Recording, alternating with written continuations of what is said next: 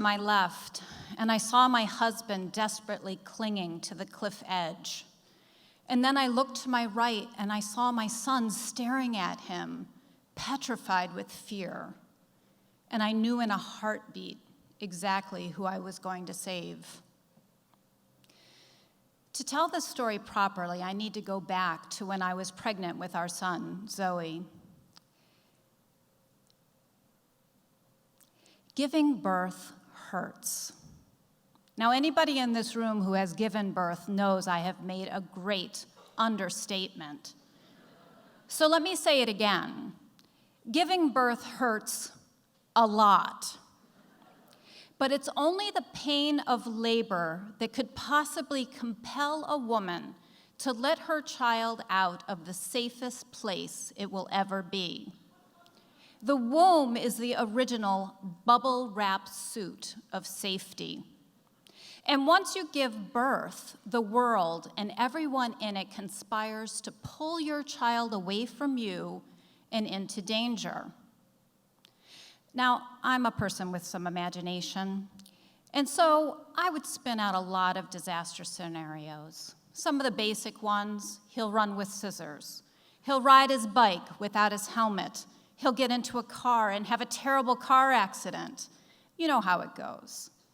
Anyway, my husband Andrew and I decided that we would go to the Adirondack Mountains with our son and see if we could get him to love hiking as much as we loved hiking. We chose Round Top Mountain because it had all these gentle switchbacks up to a beautiful 360-degree view, a spectacular view at the top.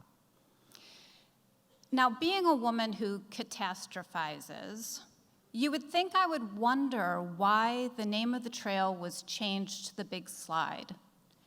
But I didn't wonder until we got to the place where basically the entire mountain had just slid off. And all that was left was this sheer rock face going straight up and this steel cable coming straight down that you were supposed to climb Batman style in order to get to the top. Now, Andrew and Zoe were up it like a shot, crowing the whole way, saying, "Come on, Mommy, it's so much fun, come on, Mommy." Well, I was at the bottom in complete terror, because this was a disaster scenario I knew very well. You know the one, when you're hanging from the rope and your hand slips and you fall. It took me a very, very long time to get the courage to climb that rope. And I think the only thing that was pulling me up was the knowledge that my family was at the top of the mountain. But still, it was 20 of the longest minutes of my life. And finally, I got to the top, and that's when I looked, and there was Andrew hanging from the cliff edge, calling for help.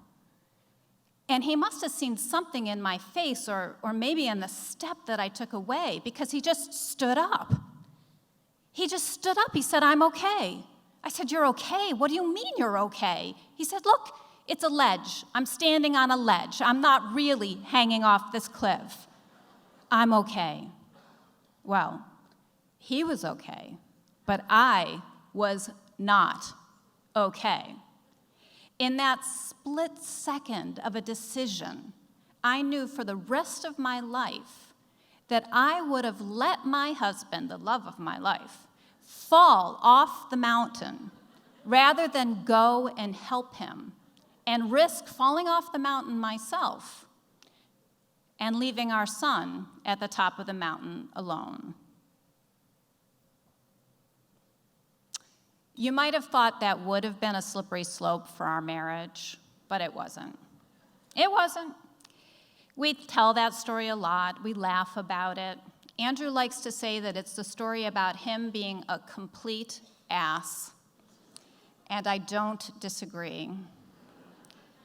However, as our children have grown older and tested their boundaries, as they probably should, and grown away from us, as they absolutely must, Andrew has always stood by my side. He would never let me fall.